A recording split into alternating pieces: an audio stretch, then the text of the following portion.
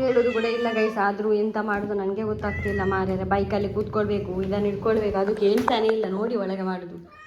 ಓ ದೇವರೇ, ಅದರಲ್ಲಿ ರೈನ್ಕೋಟ್ ಇಲ್ಲಿ ಉಂಟ ಇಲ್ಲೋ ಅದು ಕೂಡ ಗೊತ್ತಿಲ್ಲ ಅಂತ. ಇಲ್ಲಿ ಎಂತ ವ್ಯಾಕ್ಸಿನ್ ಆಗಬೇಕಂತ ಇಲ್ಲಿ.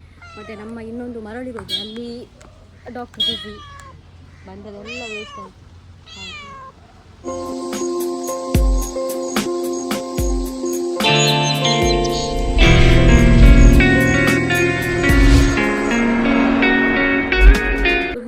Welcome back to our new vlog. ಚಹಾ ಕುಡಿತಾ ಇದ್ದೆ ನಾನು. ಚಿಂಚು ಕೂಡ ಅವ್ನು ರೆಕಾರ್ಡೆಲ್ಲ ಮಾಡಲಿಲ್ಲ, ಬೆಳಗ್ಗೆ ಬೇಗ ಬೇಗ ಕಳಿಸಿದೆ. ಯಾಕಂದರೆ ಇವತ್ತು ಒಂದು ಮಿಂಚುವನ್ನು ತೊಗೊಂಡೋಗ್ಬೇಕಂತ ಉಂಟು ಗೈಸ್ ನನಗೆ ಹಾಸ್ಪಿಟಲ್ಗೆ, ಕ್ಲಿನಿಕ್ಕಿಗೆ.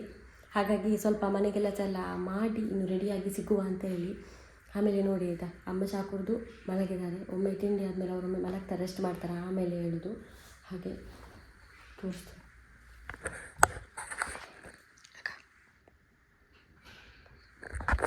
ನಿದ್ದೆ ಬೆಳಗ್ಗೆ ಮಲಗ್ತಾರೆ ಅವ್ರು ಸ್ವಲ್ಪ. ಆಮೇಲೆ ಏನಂತ ಹೇಳಿದರೆ, ನಮಗೆ ಸಬ್ಸ್ಕ್ರೈಬರ್ನ ಗಿಫ್ಟ್ ಸಿಕ್ಕಿದೆ, ಗೊತ್ತಿರ್ಬೋದು. ಇದು ನಿನ್ನೆ ಬ್ಲಾಗ್ನಲ್ಲಿ ನೀವು ನೋಡಿರ್ಬೋದು.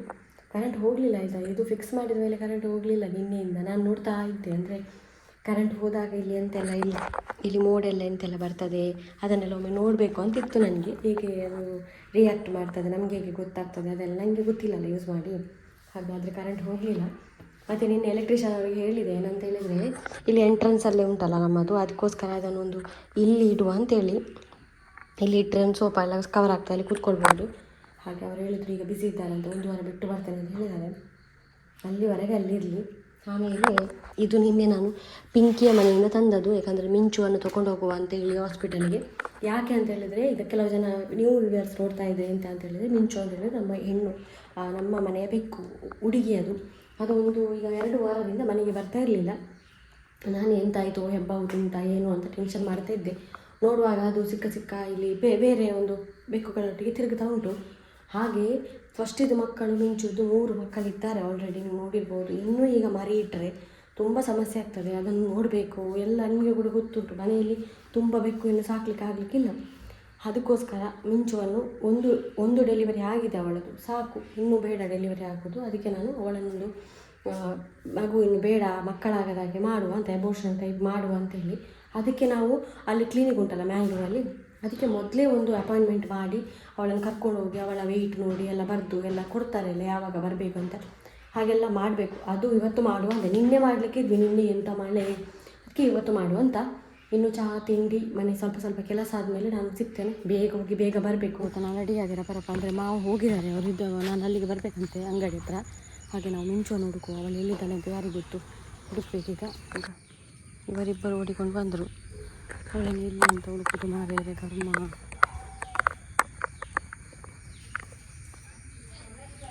ಇಜ್ಜಲೆ ಸಿಕ್ಕಿ 3 ಕಿಲೋ ಒಂದು ತೂಪಾಲು. ಓ ದೇವರೇ, ಅವಳು ಎಲ್ಲಿ ಇದ್ಲು ಗೊತ್ತುಂಟ. ಹೇಗೂ ಕರ್ಕೊಂಡು ಬಂದೆ, ತೊಗೊಂಡು ಹೋಗುವ, ಅಲ್ಲಿಂದ ಓಡಿ ಹೋದ್ರೆ ಅಂತ ಅದೇ ನನಗೆ ಟೆನ್ಷನ್ ಆಗೋದು. ನಾನೊಂದು ಆಟೋಗೆ ಕಾಲ್ ಮಾಡಿ ಮಾವನ ಅಂಗಡಿ ಹತ್ರ ಹೋಗ್ತೇನೆ. ಗುಂಡನ ಬಲ್ಲ ಪೋತುನತ ಹೋಗಿ ಬರು.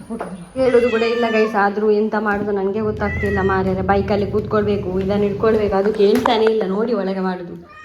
ಓ ದೇವರೇ, ಅದರಲ್ಲಿ ರೈನ್ಕೋಟ್ ಇಲ್ಲಿ ಉಂಟ ಇಲ್ಲೋ ಅದು ಕೂಡ ಗೊತ್ತಿಲ್ಲ ನನಗೆ. ಒದ್ದೆ ಆಗಿಯೇ ಬರಬೇಕಷ್ಟೇ. ಮಳೆ ಬಂದರೆ ಎಲ್ಲರೂ ಒದ್ದೆ, ಮಿಂಚು ಕೂಡ ಒದ್ದೆ, ನಾನು ಕೂಡ ಒದ್ದೆ. ನಾನು ರಿಕ್ಷಾಕ್ಕೊಂದು ಹೇಳಿದೆ, ಇಲ್ಲಿಂದ ಹೋಗ್ಬೇಕಲ್ಲ ಈಗ. ನಾನು ಉಳ ಇಪ್ಪು ಬರ್ಪೆ ಬೇಗ. ಹೆಲ್ಮೆಟ್ ಇಪ್ಪು ಮಾಮೂಲ ಮಾಮಿಡ ತಿಪ್ಪುನು ಮಿಂಚ ಅಮ್ಮ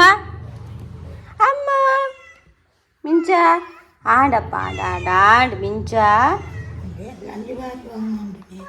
ಆಪರೇಷನ್ ಗತ ಅಂದು ಮಾರೆ. ಅವಳು ಸಿಗುದಿಲ್ಲ. ಯಾವಾಗ ಬಂತ ನಮ್ಮ ಮನೆಗೆ ಯಾವತ್ತಿಂದ ಮಿಂಚು ಬರುವುದಿಲ್ಲ. ಇದನ್ನೆಲ್ಲ ಕೊಂಡು ಹೋಗ್ಲಿಕ್ಕೆ ಈಸಿ ಮಾರೆ.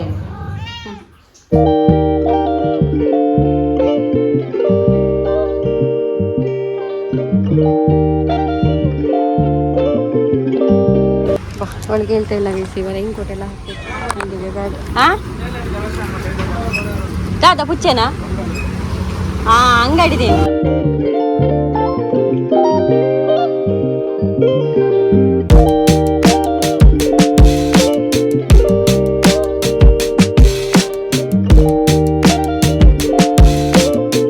ಇಲ್ಲಿ ಮಾಡೋದಿಲ್ಲ ಅಂತ, ಇಲ್ಲಿ ಎಂತ ವ್ಯಾಕ್ಸಿನ್ ಆಗಬೇಕಂತ ಇದೆ. ಮತ್ತು ನಮ್ಮ ಇನ್ನೊಂದು ಮರಳಿರೋದು ಅಲ್ಲಿ ಡಾಕ್ಟರ್ ಬಿಸಿ ಬಂದದೆಲ್ಲ ವೇಸ್ಟ್ ಆಯ್ತು ನಮ್ಮ ಪಾಪ ಮಾರಿ ಆಂಡಪ್ಪ ಪೋಯ್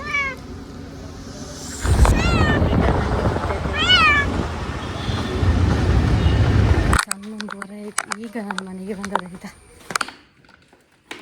ಬಾ ಅವಳನ್ನು ಬಿಡುವ ಆಯ್ತಾ, ಕೂಗುದೆ ಒಂಜಿ ಡಮ್ಮು ಬುಲಿಪುನಿಯೇ ಇಡೆ ಕೊಣತೀನಿ ಮಲೇನು ಜೈಲಿಗೆ ಚೀಟಿನ ಬರ್ತು ಅರ್ಧ ಹಾಕಿದ್ದು ನೋಡಿ ಮಾರಿ ಅವಳು ಎಷ್ಟು ಕೋಪ ಇರಬೇಕು ಅವಳಿಗೆ. ಹೇ ಮಿಂಚ ಮಿಂಚ ಬಾ ಆಂಡ ಈ ಪುಟ್ಟು ತಿನ್ನಿ ಚೂರು ಪುಟ್ಟು ತಿನ್ಲಿ ಒಳ್ಳೆ ಪುಟ್ಟು ತಿನ್ಲಿ ಬಾ ಬಾ ಪುಟ್ಟು ತಿನ್ಕ ಬಾ ಅಲ್ಲ ಆಂಡ ಆಂಡ ದಾ ಹಾಂ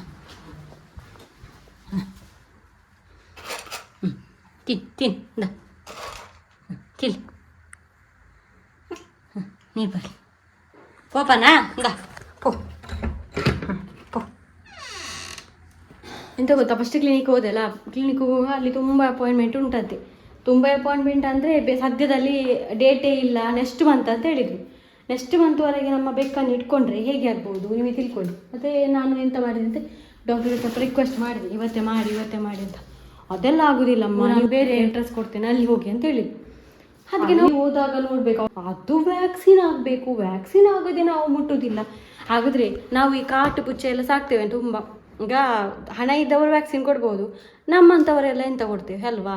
ವ್ಯಾಕ್ಸಿನ್ ಹಾಗಾದರೆ ಆಪ್ರೇಷನ್ನೇ ಮಾಡೋದಿಲ್ಲ ಅಂತ ಹೇಳಿದರೆ ಇದೆಲ್ಲ ಮರಿ ಇಟ್ಟರೆ ಎಂತ ಮಾಡೋದು ಮತ್ತೆ? ಹಾಗಾದರೆ ಪಾಪದವರೆಲ್ಲ ಮತ್ತೆ ಎಂತ ಮಾಡೋದು? ಹೋದ ದಾರಿಗೆ ಸುಂಕ ಇಲ್ಲ, ಮಾವನ ಪೆಟ್ರೋಲ್ ಪಾಪ ಅವರು ತುಂಬ ಪೆಟ್ರೋಲು ವೇಸ್ಟ್ ಆಯಿತು ಅಲ್ಲಿ ಎಲ್ಲ ತಿರುಗಿ. ಆಮೇಲೆ ಮತ್ತೆ ರಿಟರ್ನ್ ನಮ್ಮ ಯಾವಾಗಲೂ ಹೋಗ್ತೇವಲ್ಲ ಅಲ್ಲಿಗೆ ಬಂದ್ವಿ. ಅಲ್ಲಿಗೆ ಬರುವಾಗ ಜುಲೈಗೆ ಸಿಕ್ಕಿತ್ತು ಅಪಾಯಿಂಟ್ಮೆಂಟ್. ಇನ್ನು ಕೂಡ 1 ತಿಂಗಳು ಉಂಟು. ಅದು ಕೂಡ ಎಂತ ಗೈಸ್ ರೇಟು ಇದುಂಟಲ್ಲ, ಸಣ್ಣ ಸಣ್ಣ ಬೆಕ್ಕಿಗೆ 1,500, ಅದೇ ದೊಡ್ಡ ಬೆಕ್ಕಿಗೆಲ್ಲ 2,500 ಎಲ್ಲ ಆಯಿತಾ. ಓ ರಾಮ, ನಾಳ್ದು ಬರಲಿಕ್ಕೆ ಹೇಳಿದರು. ನನಗೆ ಬಚ್ಚಿ ಲೋಕ ಇಲ್ಲ ಆಯಿತಾ. ಅಂದರೆ ಎಂತ ತಿನ್ನಲಿಲ್ಲ ನಾನು ಬೆಳಗ್ಗೆ, ಸೀದಾ ಅಮ್ಮನಿಗೊಂದು ಮಾಡಿಕೊಟ್ಟು ನಾನು ಹೋದೆ. ಬಾ ಒಡ ಮುಚ್ಚೆ ಅಂದು ಮುಚ್ಚೆ ಸಾಂಕಡ ಯಾವ ಅಂದು. ಓ ದೇವರೇ, ಮುಚ್ಚೆ ಸಾಂಕೇನೆ. ಬರೋ ಸಬ್ಸ್ಕ್ರೈಬರ್ ನಮಗೆ ಸ್ಪಾನ್ಸರ್ ಮಾಡಿದ್ದಾರೆ, ಅಂದರೆ ಬೆಡ್ಶೀಟ್, ಅದು ಕರ್ಟನ್, ಹಾಗೆ ಈಗ ಇದರ ರಾಡ್ ಮತ್ತು ಇದು ಕರ್ಟನ್ ನಮಗೆ ಅಲ್ಲಿಗಂತಲ್ಲ ಎಲ್ಲ ಮನೆಗೆ ಕೊಟ್ಟಿದ್ದಾರೆ ಆಯಿತಾ. ಈಗ ಇದು ಒಂದೇ ಸೇಮ್ ಕಲರ್ ಇಲ್ಲ, ಇದು ಅದರದ್ದು ಬೋಲ್ಟ್ ಎಲ್ಲ, ಇದು ರಾಡ್. ಇಲ್ಲಾಂದರೆ ನೀವು ನೋಡಿರ್ಬೋದು, ನಾವು ಒಂದು ಇದರಲ್ಲಿ ಹಾಕೋದು ಅಲ್ಲಿ ತನಕ ಕೂಡ ಒಂದು ಹಗ್ಗದಲ್ಲಿ ಕಟ್ತಾ ಇದ್ದದ್ದು ನಾನು ಇದಕ್ಕಿಂತ ಮುಂಚೆ. ಇಲ್ಲಿ ಕೂಡ ನೋಡ್ಬೋದು ನೀವು, ಹಾಗೆ ಎಲ್ಲ ಆಣಿ ಬಡ್ದು ಆ ರೀತಿ ಒಂದು ಹಗ್ಗದಲ್ಲಿ ಕಟ್ತಾ ಇದ್ದದ್ದು. ಹಾಗೆ ನಮಗೊಂದು ಅವರು ನಮ್ಮ ಸಬ್ಸ್ಕ್ರೈಬರ್ ಕೊಟ್ಟಿದ್ದಾರೆ. ಹಾಗೆ ಅವರ ಹೆಸರು ಕೂಡ ಹೇಳೋದು ಬೇಡ ಅಂತ ಹೇಳಿದ್ದಾರೆ ಆಯಿತಾ. ಹಾಗಾಗಿ ವಿಡಿಯೋ ನೋಡ್ತಾ ಇದ್ದರೆ ಥ್ಯಾಂಕ್ ಯು ಸೋ ಮಚ್. ಅವರೇ ಹೇಳಿದ್ದು ನಾನು ಕಟನಿದ್ದು ನಾನು ಕೊಡ್ತೇನೆ ಅಂತ ಮೊನ್ನೆ ಹೇಳಿದರು. ನಾನು ಅದಕ್ಕೆ ಸರಿ ಥ್ಯಾಂಕ್ಸ್ ಅಂತ ಹೇಳಿದ್ದೆ. ಆಮೇಲೆ ಅವರು ಒಮ್ಮೆಲೆ ಕೊಟ್ಟು ಅರ್ಜೆಂಟಲ್ಲಿ, ಯಾಕಂದರೆ ಅಲ್ಲಿ ಆ ಕಟನ್ ತರುವಾಗ ಮನೆಗೆ ಕೂಡ ತನ್ನಿ ಅಂತ ಹೇಳಿ. ರಾಡ್ ಉದ್ದನೇ ಉಂಟು ಗೈಸ್, ಯಾಕಂದರೆ ನಾವೇ ಮಾಡಬೇಕು. ಹಾಗೆ ಇದನ್ನು ಕಟ್ ಮಾಡಿ ಮತ್ತೆ ಎಷ್ಟು ಬೇಕೋ ಅಷ್ಟು ಕಟ್ ಮಾಡಿ, ಡ್ರಿಲ್ಲಿಂಗ್ ಮಿಷಿನ್ ಎಲ್ಲ ಅದಕ್ಕೆಲ್ಲ ಐಟಮ್ ಎಲ್ಲ ಇದರಲ್ಲಿ ಉಂಟು ಈ ಬಾಕ್ಸಲ್ಲಿ. ಆಮೇಲೆ ಸಾಯಂಕಾಲ ಚೆಂಚು ಬಂದಮೇಲೆ ಒಂದು ಮಾಡುವ ನಾವು ಅಂದ್ಕೊಂಡಿದ್ದಾರೆ. ವಿಡಿಯೋ ನೋಡ್ತಾ ಇದ್ದಾರೆ, ಥ್ಯಾಂಕ್ ಯು ಸೋ ಮಚ್. ಒಂದು ಕಟನ್ ಕೊಟ್ಟು, ಅದು ಕೂಡ ಹೆಸರು ಕೂಡ ಹೇಳೋದು ಬೇಡ ಅಂತ ಹೇಳಿದ್ದಕ್ಕೆ. ಈಗ ನನಗೆ ಹೆಲ್ಪ್ ಮಾಡಿದವರೆಲ್ಲ ತುಂಬ ಜನ ಇದ್ದಾರಲ್ಲ, ಯಾರೇ ಈಗ ಎಂತ ಕೊಟ್ಟಿರ್ಬೋದು, ಈಗ ನೋಡಿ ಇದು ಕೂಡ ಕೊಟ್ಟಿರ್ಬೋದು. ಯಾರು ಕೂಡ ಒಂದು ಫೇಮ್ ಬೇಕು ಅಂತ ವಿಷಯದಲ್ಲಿ ಕೊಟ್ಟವರೇ ಅಲ್ಲ, ನನ್ನ ಹತ್ರ ಒಂದು ಕಾಲಲ್ಲಿ ಮಾತಾಡಿದವರಲ್ಲ. ಅಂದರೆ ತುಂಬ ಹೊತ್ತು ಸ್ವಲ್ಪ ಮಾತಾಡಿರ್ಬೋದು. ಆಮೇಲೆ ಎಂತ ಹೇಳಿದ್ರು, ನಮ್ಮ ಹೆಸರು ಹೇಳಿ ಅಂತ ಹೇಳಿದವರಲ್ಲ. ಒಂದು ಅವರಿಗೆ ಗೊತ್ತಿರೋದು ಸಾಕು ಅಂತೇಳಿ ಹೆಲ್ಪ್ ಮಾಡಿದವರೇ ಇರೋದು. ಹಾಗೆ ಇನ್ನು ಮನೆ ಚೆಂದ ಕಾಣ್ತದೆ, ಇದನ್ನೆಲ್ಲ ಮತ್ತೆ ತೆಗಿಯುವ ಗೈಸ್. ನಮ್ಮ ಮಿಂಚು ಆಪ್ರೇಷನ್ ನಾನು ಮಾಡಿಸ್ಲಿಕ್ಕೆ ಕರ್ಕೊಂಡು ಹೋಗಿದ್ದೆಲ್ಲ, ಅಲ್ಲಿಂದ ಓಡಿ ಹೋದವಳು ಮತ್ತೆ ಮನೆಗೆ ಬರಲಿಲ್ಲ ಆಯಿತಾ. ಸಿಟೌಟಲ್ಲಿ ಕೂಡ ಇಲ್ಲ, ಎಲ್ಲಿ ಕೂಡ ಇಲ್ಲ, ಹಾಗೆ ಓಡಿದಾಳೆ. ಈಗ ಅಮ್ಮ ಟಿ ವಿ ನೋಡಲಿಕ್ಕೆ ಇಲ್ಲಿ ಬಂದು ಕೂತ್ಕೊಳ್ಳೋದು, ಟಿ ವಿ ನೋಡ್ತಿದ್ದಾರೆ. ಮತ್ತು ಮಲಗುವಾಗ ಅಲ್ಲೇ ಮಲಗೋದಲ್ಲ, ಹಾಗೆ ಮತ್ತೊಂದು ಏನು ಗೊತ್ತಾ, ನಮ್ಮ ಇನ್ವರ್ಟರ್ ನಿನ್ನೆಯಿಂದ ಫಿಕ್ಸ್ ಆಗಿದೆ, ಆವತ್ತಿಂದ ಕರೆಂಟ್ ಹೋಗಲಿಲ್ಲ ಆಯಿತಾ. ಏನೋ ಗೊತ್ತಿಲ್ಲ, ಕರೆಂಟ್ ಮಾತ್ರ ತೆಗಿಲೇ ಇಲ್ಲ. ಅದೇವಾ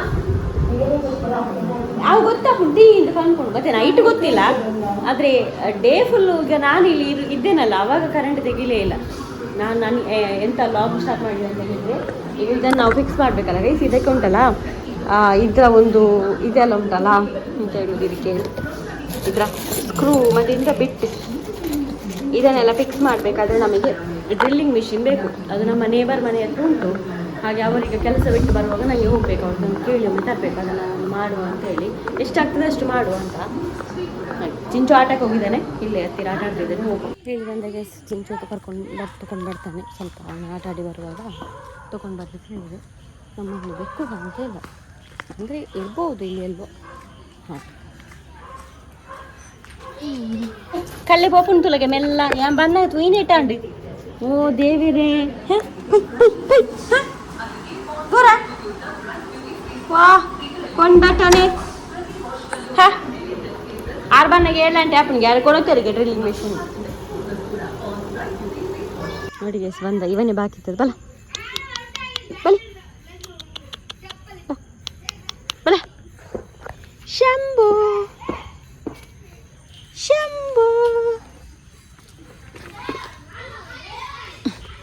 ಗೂಡಿಗೆ ಹಾಕೋದಲ್ಲ ಈಗ, ಅಂದರೆ ಅದಕ್ಕೆ ಭಯ ಪಡೋದು, ಮತ್ತೆ ಎಂತ ಅಲ್ಲ.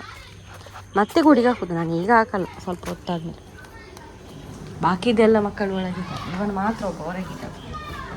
ಹಾಗೆ ಗೈಸ್ ಎಂತ ಹೇಳೋದಂದರೆ, ಅವರ ಹತ್ರ ಇಲ್ಲ ಅಂತ ಡ್ರಿಲ್ಲಿಂಗ್ ಮಿಷನ್. ಚಿಂಚು ಬಂದ, ಅವರಂದರೆ ಇತ್ತು, ಅವರ ಕೆಲಸದಲ್ಲಿ ಬಿಟ್ಟು ಬಂದಿದ್ದಾರಂತೆ. ಹಾಗಾಗಿ ಇವತ್ತು ಬಿಟ್ಟು ಮಾಡಲಿಕ್ಕೆ ಆಗೋದಿಲ್ಲ. ನಾಳೆ ಏನಾದರೂ ಅದಕ್ಕೊಂದು ವ್ಯವಸ್ಥೆ ಮಾಡುವ, ಇಲ್ಲಾಂದರೆ ಅವರ ಹತ್ರ ತರಲಿಕ್ಕೆ ಹೇಳಬೇಕು. ನಾಳೆ ಸಾಯಂಕಾಲ ಬರುವಾಗ ಏನಾದರೂ ಮಾಡಬೇಕು.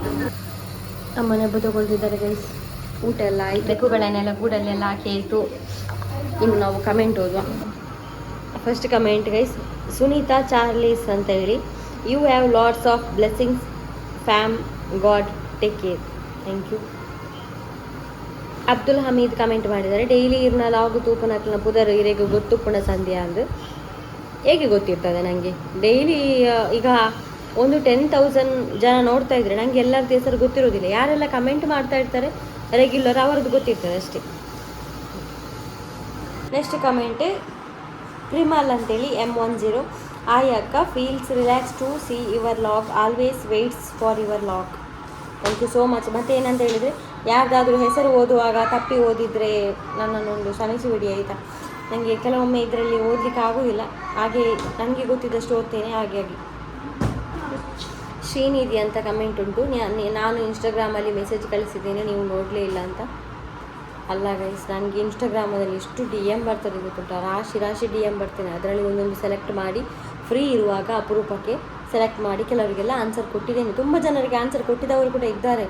ಹಾಗೆ ನಿಮ್ಮದು ಒಂದು ಬಿಟ್ಟಿದ್ದರೆ ಇನ್ನೊಂದು ಸಲ ಯಾವಾಗಾದರೂ ಸಿಗುವುದು, ನಾನು ಅದನ್ನು ಅಂತೇಳಿ ರಿಕ್ವೆಸ್ಟನ್ನು ಎಕ್ಸೆಪ್ಟ್ ಮಾಡಿ ರಿಪ್ಲೈ ಕೊಡ್ತೇನೆ ಆಯಿತಾ. ಹಾಗೆ ತುಂಬ ಬಂದಿರ್ತದೆ, ಒಬ್ಬರದಲ್ಲ, ಹಾಗಾಗಿ ಕೊಡುವ ನಿಧಾನವಾಗಿ. ರೋಹಿಣಿ ಪೂಜಾರಿ ಅವರು ಹೇಳಿದ್ದಾರೆ, ಇಲ್ಲ ಸಿಸ್, ಗೌರ್ಮೆಂಟ್ ಸ್ಕೂಲ್ ಫೀಸ್ ಇಲ್ಲ, ನಮ್ಮ ಸೈಡಲ್ಲಿ ಇಲ್ಲ, ಎಲ್ಲ ಫ್ರೀ.